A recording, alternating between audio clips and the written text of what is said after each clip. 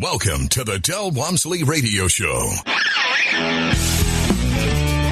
Del challenges the status quo, questions everything, and empowers you to return to your core beliefs to make your life better. If you're ready to hear the truth and get your roadmap to the lifestyle you really want, the next hour will change your life. And now, your host, self-made millionaire, national award-winning investor of the year, CEO and founder of Lifestyles Unlimited, Del Walmsley. Welcome to the Del Walmsley Radio Show, where the hype ends and the help begins. I'm your host, Del Walmsley, and as always, we're working on your financial freedom. And you know, I say we're working on it, which is really a misnomer because you have to be working on it. I can't work on it for you. I can motivate you. I can lead you. I can give you ideas. I can show you techniques. I can teach you things that will get you there faster, but it isn't going to get you anywhere if you don't get up off the couch. I want you to understand something that's very important. This year has almost already passed you by. Well, what do you mean, Del? Are you kidding me? You know, I'll get going on this stuff right after there's no more football to watch. I mean, football got me tied up. Monday night football, Thursday night football, and Saturday and Sunday football. And forget it if I'm a college football fiend, because then I'm going to be watching Saturday also. So, Del, how could you possibly expect me to do anything to become successful at all when there's pro and college football out there for me to watch? You know, that's so much more important than my financial situation. I could go out and buy a rent house and make an extra $500 a month and be paying down on a mortgage that someday will leave me with $100,000 or $200,000 worth of equity in a home that my family will have that it wouldn't have, that I'd have to be able to put my kid through college. Yes, I could do that. I could have done 3 or 4 of them by now. Many people have already done 2 or 3 this year. And so I would have $1,500 a month positive cash flow and $300,000 worth of assets appreciating at about a 2% rate with a pay down on the mortgage that will eventually get me the fact that it'd be worth $300,000 to $600,000. I could have done that, Del, but no, football was more important.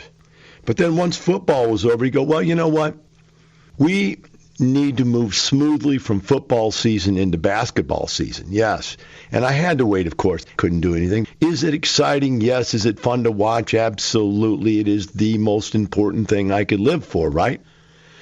No, Del, I couldn't have done what you said to do, which was just record the whole stupid thing and then go out all day long on Saturday and Sunday, Friday, Saturday, and Sunday, and get something done for my family.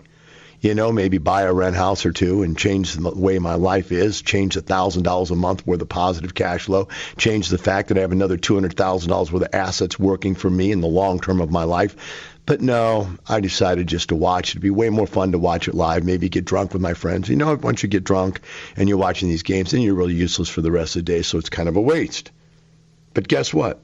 The NBA All-Stars is over with. Say, but yeah, we still got to watch the season. You know, I'm waiting for my team to make a great comeback. We've got all these superstars. We want to see what this stuff does. And I'm telling you right now, there's no need to even watch. Mark my words, write this down. This doesn't even make me a genius to figure this out. Now, do you really need to waste the next 6 months of your life worrying about who's going to place where? All of it doesn't matter. Remember what Nellie said. Number 1 is the only thing that's important. 2 is not a winner, and 3, no one remembers. So all of this peripheral, extraneous movement and activity is just psychological for the average guy that doesn't want to get up off the couch and go do something. You see, you have to realize the way the world really works. It's passing you by, moment by moment by moment. Yes, women, you too, I know you've been terribly trapped by your husband's indulgence in sports. Maybe you're even a sports fan, and maybe even you're a Bachelor fan. Well, ladies, guess what? It's back to the family hometown dates this week, which means there's only 2 more shows left, unless you want to watch all the extra shows that they put in because they're trying to figure out how to get you to watch more and they can get more advertising dollars. So they come up with after the rose and before the next rose and who's the next guy and what's going to happen next. All of this is designed to do what TV and radio is designed to do, which is to keep you from thinking about day-to-day life, about your future, about your family, about anything of importance. You just got to get tied in to all of this nonsense that they want you to watch. Now, I'm not a hypocrite. I watch some basketball. I watch some football. So I'm not saying I'm a hypocrite. But what I'm saying is I've already put in place those things that I need to put in place. I get up during the day and I get things done during the day that I need to get done. Nighttime, those things have been recorded for me or they're on. Usually I like to watch things recorded, but for one thing, just as a trick. And when you record it, you can cut out all the advertisements and the commercials and so forth. And I can get a 2-hour basketball game down to an hour. That's really a lot of savings. But that's not the real problem. The real problem is you don't realize your life is passing you by. As you sit here, time is flying by. You know what's interesting about time? Is it supposedly it moves at the same pace at all time. But I believe it was Einstein's relative theory that said it doesn't. When you are actively involved in something that is important, time flies by. So when you're trying to become successful, time is flying by. But if you understand that in theory, relativity is relative to your thinking and your brain and your feeling and the prevalence of what's going on, it doesn't mean the same thing as it's actually moving faster. Time is moving fast at all times. Even when you're wasting your life away, laying on the couch, sitting on the couch, whatever it is. And don't get me wrong, again, I don't want to sound like a hypocrite. I've spent the last 2 days, 2 hours a day or better out in the sun by my ponds, cleaning my ponds, feeding my fish, working on the yard, just enjoying the beauty that we've had here in Houston the last couple of days. It was the most incredible days I've seen in a long time. And that, and to me, is being well invested. It's well invested into the things in life that are most important, right? But it's that other stuff that's not important. And so here over the last couple of weeks, I have been able to get myself back into motivation to lose weight, get in shape, work out on a regular basis, because I too have all those things that come up in my life. So again, not being a hypocrite, but just simply stating to you as someone who has been able to overcome the negative force of inertia, to want to sit and do nothing, to be able to motivate yourself to take action. Here it is, February, almost the end of which 2 out of 12 months have already passed you by.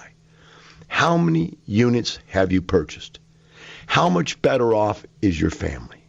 How much weight have you lost? How many times have you told your spouse that you love him and her or her? How many times have you told your children you love them? How many times have you gone and done something with them to perpetuate the family and or their life? And then how much have you just sat around and done nothing? What can you look back to in these last months and say, wow, that made a real difference to our lives?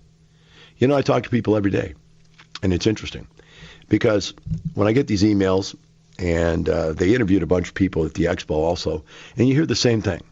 We listened to you on the radio for a month, 2 months, and that's a relatively fair amount of time to evaluate whether or not the ideas make sense to you. But some people, and many people say, I listened to you for 5 years. I just wasn't ready to do something yet. And 5 years later, it just, boom, a blink of an eye. And there they are, 5 years older and no better off. I hear people tell me all the time, I came to your seminar even 5 years ago, 10 years ago. And it just wasn't at that point in my life where I was ready to do something. And so I did nothing. But I'm back. Yeah. 5 years, 10 years later, you're back. Look at what you could have had by then. Look at all the people that come in here and say, okay, 2 years I've been a member and I've already accumulated enough real estate to retire. 3 and 4 years, I've been able to become a millionaire. And you've sat on the couch and done nothing. My friends, the time is coming clear that there's going to look back and the year be over. Say, Del, that is so pessimistic. No, my friend, that is so optimistic that I can get you to change the way you look at life and do something right now. If you'd like to call in, our number here is 866-945-6565. Feel free to call in during the break. The lines are open. Tell us your stories about what you've accomplished this year, or just moan that you've done nothing. We'll be right back with the Del Walmsley Radio Show.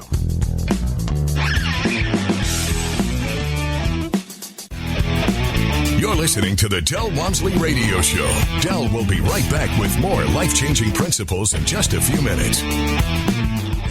Now here's some more unconventional wisdom to set you free from the man on a mission to retire America, one person at a time, Del Walmsley.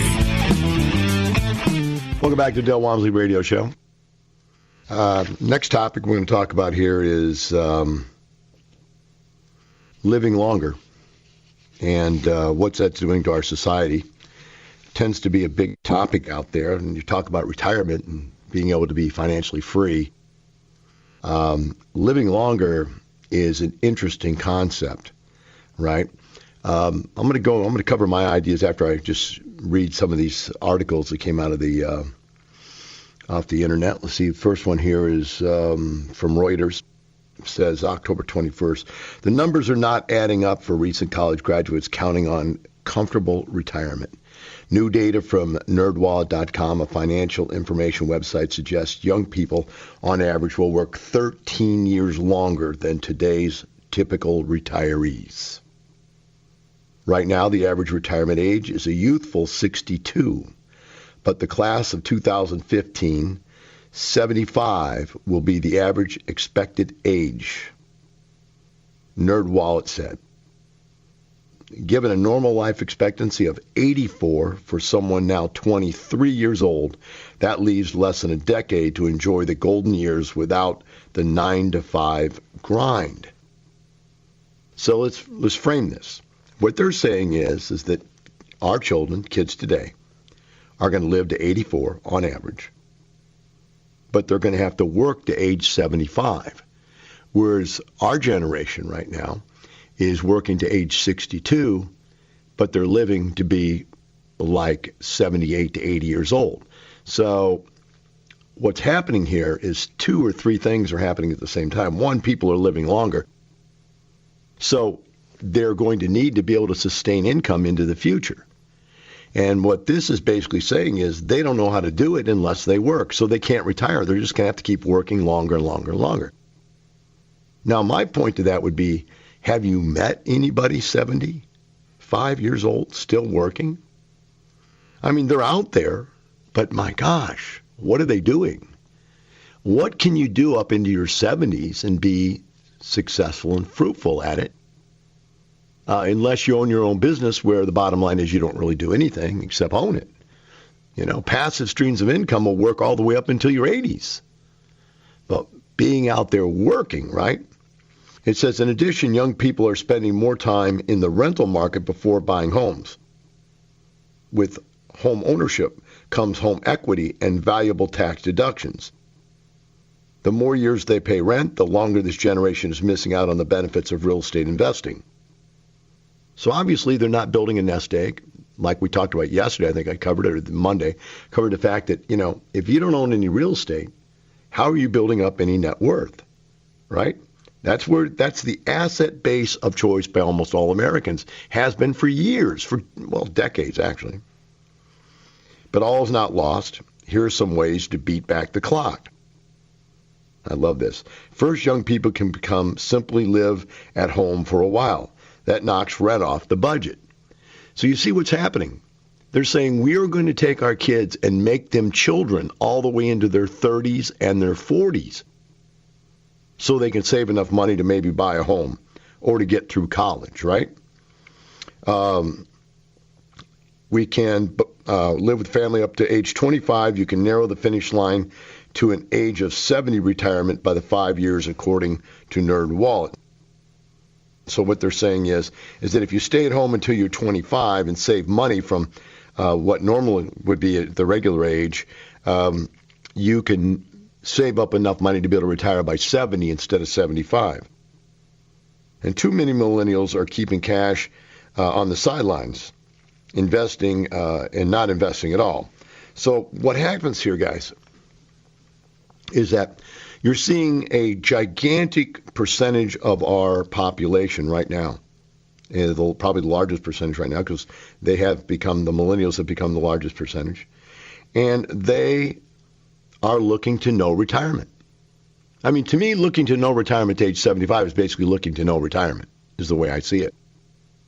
And retiring at 75, and, you know, bless all of you guys that are 75 and feel like you're great. I'm 60 and I feel like 4 trucks have run over me. I feel like 4 different times in my life a truck hit me. I fell down. They thought I was dead. They took me to the hospital. They took all the pieces, taped them back on again, and threw me back out there. And I go, wow, okay, I'm back again. And then boom, another truck hit me. And I've said this, you've heard it if you listen to me on a regular basis. I've had staph, I've had cancer. I almost died of a ruptured appendix. You name it, I've had it go wrong with me. Diabetes, terrible diabetes, all kinds of structural, physical injuries on my body. And this all started happening about when I was 50, right? This all started happening right when I turned 50. And from 50 to 60, this 10 years has just been murder. I can't imagine what 60 to 70 will be like if I live it, if I even survive it.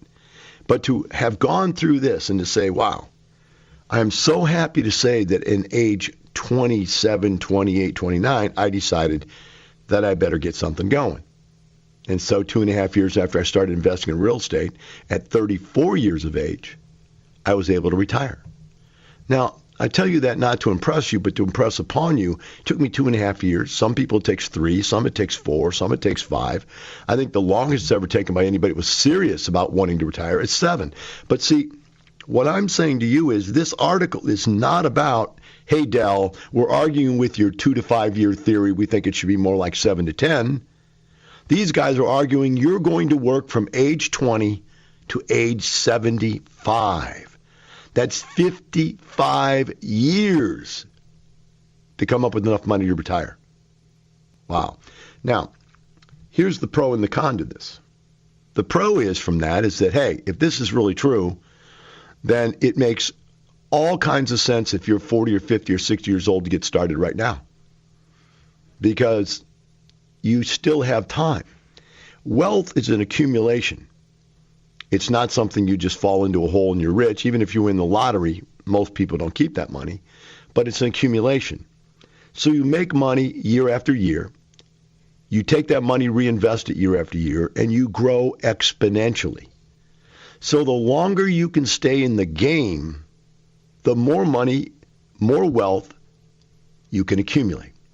The more wealth that you can accumulate, the more passive streams of income you can grow. And the more passive streams of income you grow, the better your quality of life, because you no longer have to work for income because you have passive income. The better your quality of life because you have assets. You have depreciation and tax advantages. The better your quality of life because your income goes up every year as you grow exponentially. As a wealth base, you also are growing, if done correctly, exponentially in an income base. And even if the income-based growth is only linear, let's say, okay, this year we pick up $1,000 cash flow. Next year we pick up another $1,000. Next year we pick up another $1,000. In 10 years, that's $10,000 a month. Now, most people don't do it that way. Most people go 1,000, pick up 2,000 next year, pick up 4,000 next year, and they're done because they grow exponentially, because now they know how and they have the ability. But either way, you need to understand you've got to get started now. If you'd like to call in, our number here is 866-945-6565. We'll take a short break. Phone lines are open. We'll be right back with the Del Walmsley Radio Show.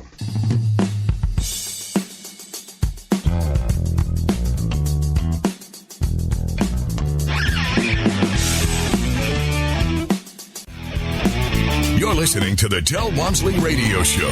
Del will be right back with more life-changing principles in just a few minutes.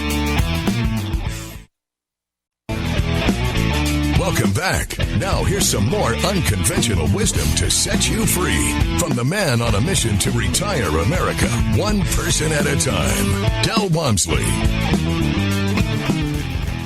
Welcome back to the Del Walmsley Radio Show. Our number here is 866-945-6565. My address, if you want to contact me, is askdel@luinc.com, which stands for Lifestyles Unlimited, Inc. So it's askdel@luinc.com. Today's discussion is how this new longevity we're looking at in life is going to affect retirement and so forth, lifestyles.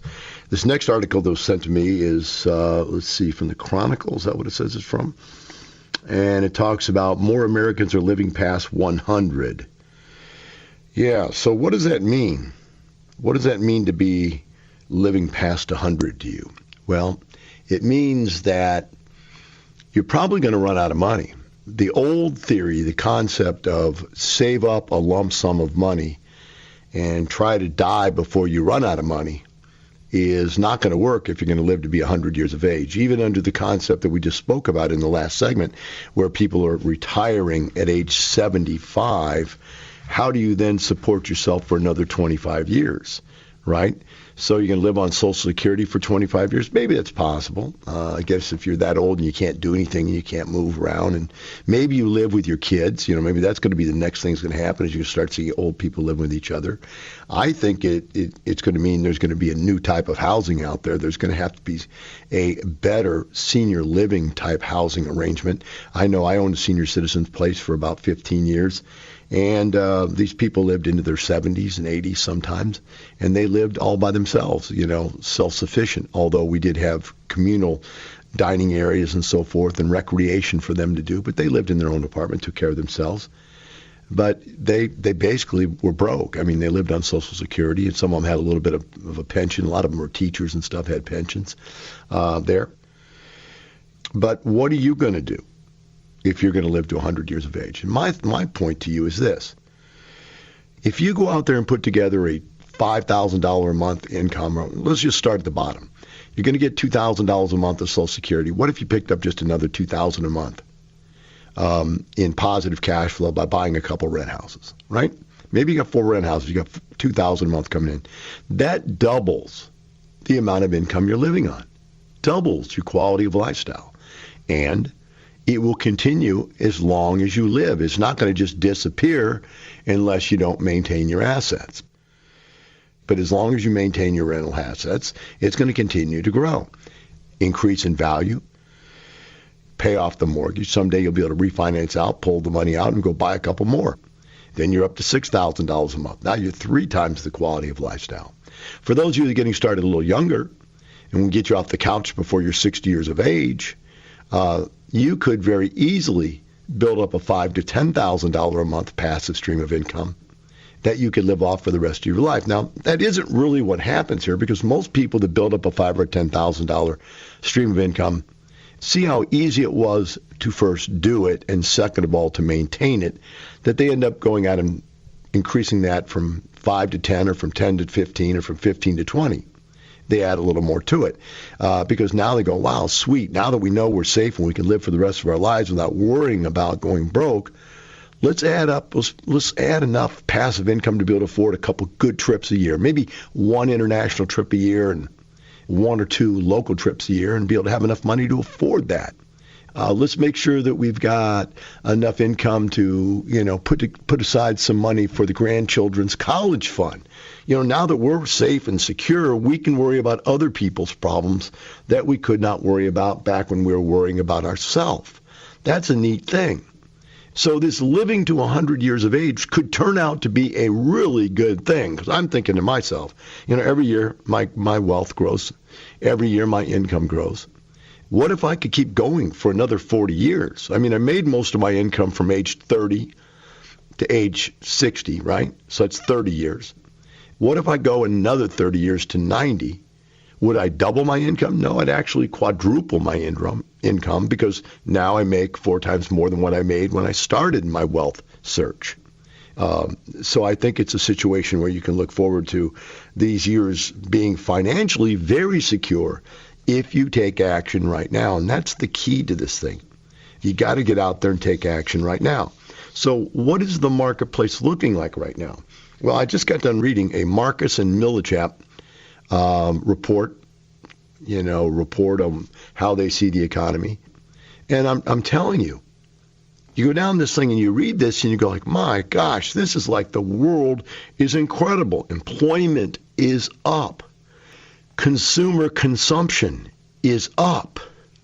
Inflation is controlled.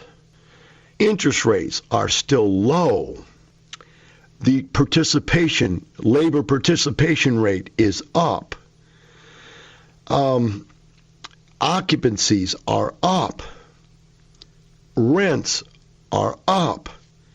I mean, as I sit here and I read this stuff to myself, I'm going, golly, think of all the people, the Pied Piper of real estate, got to go into it since 2008 when the market crashed and everybody thought the world was ending. Think of how happy all of those people are listening to this radio show right now, knowing you're right. I've made hundreds of thousands on the low side, millions on the high side, if I did what Del said to do. And I'm sitting here thinking, what is it going to take to get the rest of you to take that action? The guy who sent me the email the other day and said, look, I'm tracking. You told me to get out of the stock market when I joined in December. I got out. I'm tracking what happened. I would have lost $70,000 already in the stock market. To me, that was the amount it took me to take the money out and pay the taxes on it. And so I ended up, in a position where I have just as much money now as I would have had, and I've got the taxes paid. So I'm in a better situation. And all this comes down to, folks, is taking action. You've got to be involved. If you go out there and you buy a piece of real estate, even if it's just a rent house, and it's paying you $400 or $500 a month, think what $400 or $500 a month means to your family. I used to talk about this in the seminar all the time. I say, look, first 4 houses I bought got me $880 a month of positive cash flow, but that was only because they were $220 each. Let's say you buy 4 rent houses, now you get $2,000 a month. What would $2,000 a month extra income mean to your family? Well, take it this way. It would completely change the quality of your life in one way or another. How do people recognize wealth in our society? One way they recognize is how nice is your home. Well, add a $2,000 a monthly payment on top of whatever you're paying right now. Remember, this is marginal income. You've already got what you got. This is $2,000 more, and I think a lot of people miss that. They go, well, I couldn't live on $2,000. No, we're not talking about living on it. You've already got whatever you got. We're adding $2,000 to it. So now you add $2,000 a month to your mortgage payment. What kind of house could you live in? I'm telling you, very extravagant. Then you go out here and say, well, what kind of a car could I drive? $2,000 a month. Take whatever you're paying for a car payment now, and if you're not paying because you paid it in cash, break it into car payments and add $2,000 a month to it. What could you drive? You could drive anything you want to drive, basically. Any car you want. You probably could have 2. Super nice ones for that amount of money. So what does $2,000 a month mean? It means just about everything. It means it is equal to the amount of Social Security that the highest paid people, the people who paid the most in Social Security, the most you can get, because I'm one of those guys, is $2,400 a month.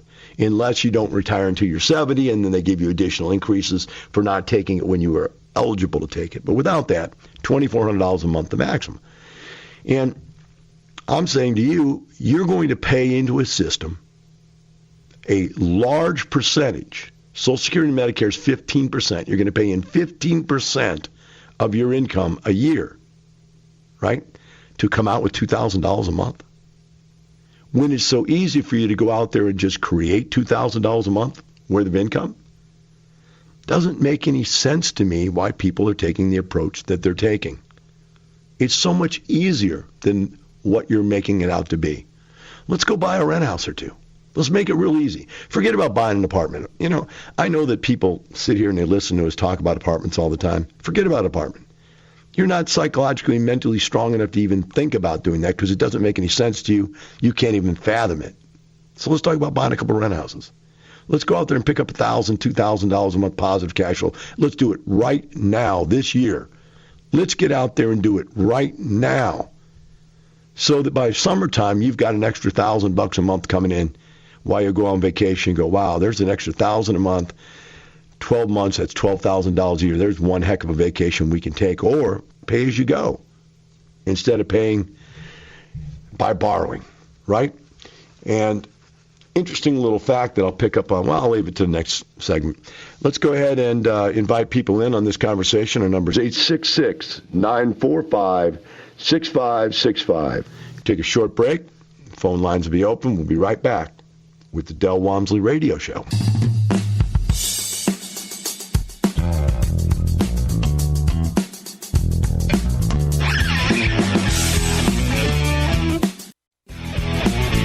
Welcome back. Now here's some more unconventional wisdom to set you free from the man on a mission to retire America, one person at a time, Del Walmsley. Welcome back to the Del Walmsley Radio Show. I got sent an interesting article here, email, not an article, email, and a gentleman sent this to me. I'm going to read it to you. Said, I just wanted to tell you thank you for your show. I recently heard something on another radio show that I thought was very thought-provoking. It was a commercial for an up-and-coming show where the host was going to describe how we come up with solutions to problems we have. The show was prefaced by saying, the mother of all invention is necessity. And they went on to describe how people only put forth effort to fix problems we face on a day-to-day basis and how we tend to just grin and bear it through problems we only encounter once in a while. I thought it would be very interesting to hear you take it on. Just the introduction to the show encouraged me to start listing my problems I face on a daily basis and try to find ways to solve them. I started my list when I'm sure I started my list, as I am sure most would, a lack of time for family and friends. And I'm okay on money, but that's because of my lack of time for money and friends. I'm hoping to take the plunge into becoming a preferred member. I have to borrow from the 401k to pay for the training, and I'm pretty concerned about it, but I keep hopeful that by listening to your show, thanks to all you do.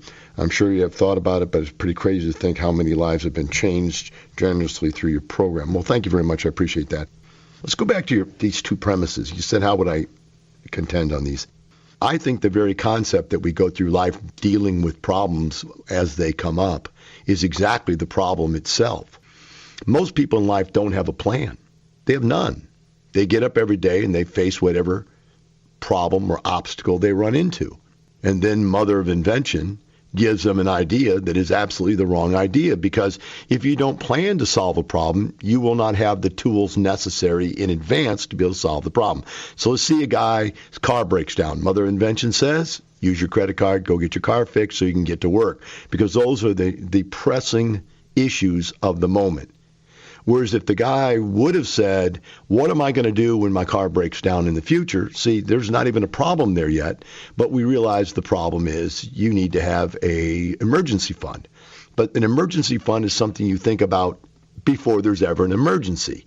But this show is going to be maybe interesting to see how people concoct all kinds of instantaneously gratificationally diseased solutions to their up-and-coming momentary problems in life. But anybody who lives life fighting on a momentary basis is not going to ever be successful. And so as this gentleman says, he says, I can see what my problem is. He says, I'm looking for financial freedom to where I have time for my friends, family, and fun. He goes, I have money, but it's because I don't have any friends, family, or fun. See, everything in life becomes a trade-off when you have an instantaneous decision. When you face a complex issue, it's fight or flight. That's all your brain can do is fight or flight. But if you can think it through, think about in the old days, walking around out in the jungle, walking around out in the woods, and all of a sudden we get attacked. We fight or we flight. But if we were smart, what we did was we built a fort, and we lived inside of walls, so as these people came after us, they couldn't get to us. And then we realized, but what they could do is they could starve us out. So instead of hunting for food every day where we had to go out and hunt for food, we decided to grow crops and store crops. So now we have storages of grain and salted meats and so forth saved away so we can survive. And yet, those problems come up, we're able to solve them, not because we were the mother of invention. We were able to survive them because we thought about them in advance and took care of them. And so you see, this concept here is really simple. Now, the last part of this guy's thought was, okay, I'm afraid to pull out my 401k money to get started. That's absolutely the right thing to feel, because you've been taught your entire life that this 401k money is the solution. Now what you're saying is, I'm going to have to, first of all, disbelieve what I've been taught my entire life, which is very difficult to do. Second of all, act in a manner in which my subconscious is not going to feel safe. See, when you make decisions on a daily basis, the decision comforts you. When I drink a glass of wine, that wine comforts me. Is that wine good for me? No. Is that a good idea to have a glass of wine all the time? No. But that wine comforts me. When you go out and do something that comforts you, you spend money in a way that comforts you, that takes away the pain that money's never going to do anything towards getting you where you want to go. So every day when you put a few bucks in the 401k, that's saying to you in your brain, see, I am taking action towards my retirement, and that comforts me. To take money out of the 401k is just exactly opposite. It's saying to you, man, this is uncomfortable. And what is it that's hard to do? That which is uncomfortable. The stuff that's comfortable, the easy little things that we do that mean very little in life, they're comfortable because they're easy. The important stuff, the big rocks in our life, the ones that really make a difference, are the ones that got to be thought about in advance and got to get in the pickle jar first. The big rocks have got to get in first. And they can't be a last-minute, knee-jerk reaction judgment call because the mother of invention said, hey, we need to hurry up and make more money really quick. Let's take big risks now because we're getting close to old age. Let's take a lot of risks now because we're getting close because we didn't make it in the long run. Should be modified to say, hey, we've been doing a small amount every year to the point now where we're very, very safe and secure, and we don't have to take those big risks. We can live a comfortable, safe life. Rule 1, never lose money. Rule 2, there's got to be cash flow. And then when those two are taken care of, then you can work on Rule 3, which is you can't get rich slow. Then you can go for the big bang. But what I see over and over and over again is people don't take care of Rule 1 and they lose their money. They don't take care of Rule 2 and they have no cash flow. And then all of a sudden they wake up one day and they go, boy, I need the big bang. I need to get rich quick. So they play the lottery or they start gambling or they buy into some risky investments and end up losing it all. No, my friends, that's not the way to do it. The way to do it is to get up today off of that couch. Get up and go take the first step towards getting going. If that means joining Lifestyles, then join Lifestyles. If you already remember and it means going and looking for a deal, do that. But remember this. You've got to do it now because we're not doing it for money. We're doing it for a lifestyle. And the lifestyle starts today. Have a wonderful day. The information and opinions you hear on the Del Walmsley Radio Show are those of the host, Del Walmsley, his guests, and his callers, and do not necessarily reflect the opinions of this station, its affiliates, its management, or advertisers. The Del Walmsley Show is for entertainment purposes only. Please consult a professional regarding your personal investment needs. Nothing presented on the Del Walmsley Show constitutes an endorsement, recommendation, offer, or solicitation to buy or sell any product or security.